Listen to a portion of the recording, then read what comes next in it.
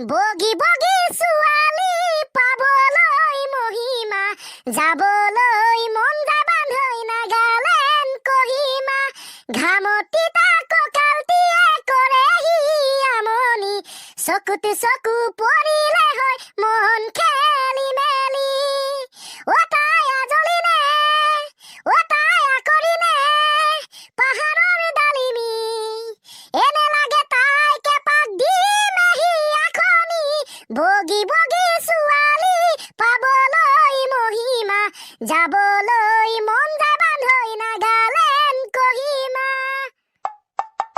গানটো অলপ হাই লেভেলত গালোতো গতিকে কিবা কিবি হৈ যাব পাৰে ঐ চীন ভাৰতৰ যুদ্ধ হ'ব হিমানী পাউডাৰ লুপ্ত হ'ব হিমানী পাউডাৰ লুপ্ত হ'লে বগী কলিবোৰ চীন ওলাব কলি কলিবোৰ আমালে ৰ'ব বগী বগীবোৰ চিনাই ল'ব তাৰ পাছত কি হ'ব তাকেতো ময়ো ধৰিব পৰা নাই কি হ'ব যি হয় হ'ব গুড মৰ্নিং ছাৰ ঠিক আছে ঐ ল'ৰাকেইটা শুনি যা তহঁতকেইটাই অতি সোনকালে ইংৰাজী ABCD অৰ্থাৎ এলফাবেটখিনি পটককে মাতি দে কিন্তু সাৱধান অতি কম সময়ৰ ভিতৰত তিনিওটাই মাতি এটাব লাগিব ছাৰ তিনিওটাই মাতিবই লাগিব এটা এটাকে মাতিম নে ছাৰ কেনেকে মাতিম যেনেকে মাতিলেও মাত কিন্তু 1 মিনিটৰ ভিতৰত 1 মিনিট শেষ নোহোৱাৰ আগতে তহঁত তিনিওটাই মাতি শেষ কৰিব লাগিব okay sir start ABCDEFGH IJKLMNOPQ RSTUVWXYZ হা হয় ছাৰ 1 মিনিট বাদ দিয়ক আধা মিনিটো নাই লগা তিনিওটাই মাতি দিলো বাহ বৰ হাতৰা দিমাগ ইউজ কৰিছে তিনিওটাই মাতিছে ঠিক আছে দে thank you sir thank you দি থাকিব নালাগে দে পটককে জানো যদি এটা কবিতা মাতি দে ওকে ছাৰ কৰোণা লক্ষণ নেকি বাৰু অমংগলীয়া কথাবিলাক কৈ থাকিবি কবিতা মাত ওকে ছাৰ ক মানে কবিতা খ মানে খাৰু শুবলৈ লাগে বিচনাত ধুনীয়া এটা গাৰু গ মানে গেলা আলু ঘ মানে ঘৰ কেতিয়াবা মাথাটো গৰম হৈ যায় উঠে বেয়াকৈ জ্বৰ উঙ মানে কাঠৰ নাঙল প্ৰথম চ মানে চকা এদিন জংঘলত দেখা পালো মানুহৰ এটা জকা দ্বিতীয় মানে ছাগলী বগেজ মানে জুই ভূমিকম্প আহিলে গম নেপালো আছিলো বিচনাত শুই ইয়াতকৈ আৰু কি ডাঙৰ কথা হ'ব পাৰে ইমানেই টোপনি না হে ভূমিকম্প আহিও গম নেপালি তত উপায় নাই ছাৰ কল্পনাৰ পৃথিৱীত থাকিলে একো গমেই পোৱা নাযায় ৰিয়েলত হোৱালে গম পালোহেঁতেন বাৰু যি কি নহওক চানি তই এটা সৰু সুৰাকে প্ৰশ্নৰ উত্তৰ দিব লাগিব এতিয়া হ'ব ছাৰ হ'ব দে তেনেহলে তই কৈ দে মানুহে লেট্ৰিনত কিয় হাগে ছাৰ এইটো আকৌ কেনেকুৱা প্ৰশ্ন মানুহে লেট্ৰিনত কিয় হাগে য়েছ লগতে এটা কথা মই অন্য ঠাইৰ কথা ক'বলৈ নেযাওঁ মাত্ৰ আমাৰ অসমৰ কথা কৈছো যে অসমৰ মানুহে কেতিয়াৰে পৰা কেনেকৈ বা কি কাৰণত কি উদ্দেশ্যত লেট্ৰিনত হাগিব ধৰিলে সেই কথাটো ক মনে সজা কাহিনী না ছাৰ য়েছ সেইটো হ'লে হ'ব কৈ দে পটককে এটা মনে সজা কাহিনী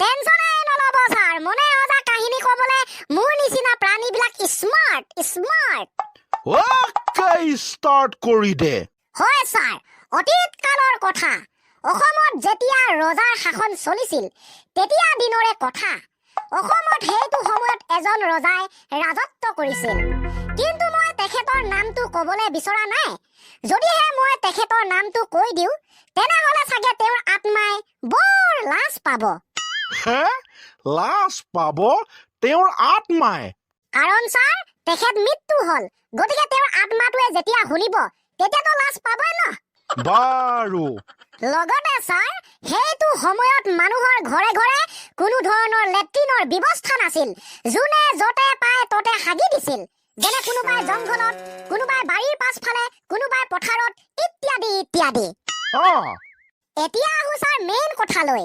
এই যে মই নাম নোকোৱা ৰজাজনৰ কথা কৈ আছিলো, তেওঁ আছিল এজন ডেকা ল'ৰা। কিন্তু লাহে লাহে দিন বাগৰিলে, সময় বাগৰিলে, তেওঁৰ বয়স হোৱাত তেওঁ বিয়া পাতিবৰ কাৰণে সিদ্ধান্ত ল'লে। চাৰিওফালে সকলোকে খবৰটো দি দিয়া হ'ল যে ৰজাৰ কাৰণে এজনী সুন্দৰী ছোৱালী লাগে, ৰাজকন্যা লাগে। বাহ! হয় ছাৰ, খবৰটো শুনাৰ লগে লগে অন্য এখন ৰাজ্যৰ এজন ৰজাই অসমৰ সেই ৰজাজনৰ লগত নিজৰ জীয়েকক বিয়া দিম বুলি প্ৰস্তাৱ আগবঢ়ালে। তাৰ পাছত তাৰ পাছতে ছাৰ অসমৰ ৰজাজনো সমৰ্থন জনালে। ৰাজকন্যাক অৰ্থাৎ হ'ব লগা নিজৰ পত্নীক চালে, দেখিলে খুব সুন্দৰ, গুণ বৈশিষ্ট্য চাই ঠিক কৰিলে যে হ'ব বিয়াখন সোনকালেই পতা হ'ব। আচ্ছা, হয় ছাৰ, এনেকৈয়ে দিন বাগৰি গ'ল, বিয়াৰ যো-জাৰ চলিছে, চাৰিওফালে উদুল মুদুল পৰিৱেশ। সেইটো সময়তে এদিন ৰজাই নিজৰ হ'ব লগা শহুৱেক অৰ্থাৎ ৰাজকন্যাৰ দেউতাকক মাতি পঠালে। য়েছ ছাৰ, সেই ৰজাজনো হ'ব লগা জোঁৱায়েকৰ অনুৰোধ মৰ্মে অসমত পালেহি। তাৰ পাছত ছাৰ, ইমানলৈকেতো সকলো ঠিকেই আছিল। তাৰ পাছৰ কাহিনীটো একেবাৰে সলনি হৈ গ'ল। মানে মই ছাৰ অলপ আগতে কৈছিলো যে সেইটো সময়ত অসমৰ মানুহৰ ঘৰে ঘৰে লেট্ৰিনৰ ব্যৱস্থা নাছিল। যোনে য'ত পায় ততে হাগি দিয়ে। গতিকে অসমৰ কিছুমান পৰিৱেশ পৰিস্থিতি সেই ৰজাজনে লক্ষ্য কৰিলে।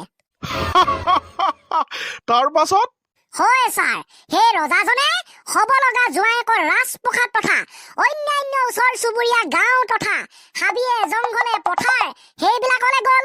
চৰাই চিৰিকটি, বন লতা, অসমৰ আকাশ, সেই কথাবোৰ লক্ষ্য কৰিবৰ কাৰণে। কিন্তু ছাৰ, দুৰ্ভাগ্যজনকভাৱে এটি সৰু ৰাস্তাত সেই ৰজাজনে মানুহে সাগি থোৱা কিছুমান হালধীয়া হালধীয়া বস্তু, সেইবিলাকক কি কয় আপোনালোকেতো জানে। গতিকে সেই হালধীয়া হালধীয়া বস্তুবিলাক গছকি পালে। ছাৰ, উপায় নাই, কি কৰিব। যেতিয়া গছকি পালে তেতিয়া চাৰিওফালে চালে আৰু দেখিলে যে হয়, মানুহে সাগি থোৱা সেই সুন্দৰ হালধীয়া হালধীয়া বস্তুবিলাক চাৰিওফালে ৰমক জমককৈ আমোল মোলাই পৰি আছে। তাৰ পাছত আৰু কি হ'ব ছাৰ, ৰজাৰ উঠি গ'ল খং। ইমান লেতেৰা পৰিৱেশ, মানুহে য'তে ত'তে হাগি দিয়ে। পটাপট নিজৰ হ'ব লগা জোঁৱায়েকক অৰ্থাৎ আমাৰ অসমৰ ৰজাজনক মাতি পঠালে আৰু ক'লে, নাই, এনেকুৱা এটা লেতেৰা পৰিৱেশ থকা ৰাজ্যলৈ মই মোৰ কন্যাক বিয়া দিব নোৱাৰো। গতিকে তোমাৰ আৰু মোৰ কন্যাৰ মাজত হ'ব লগা বিয়াখন কেনচেল। কথা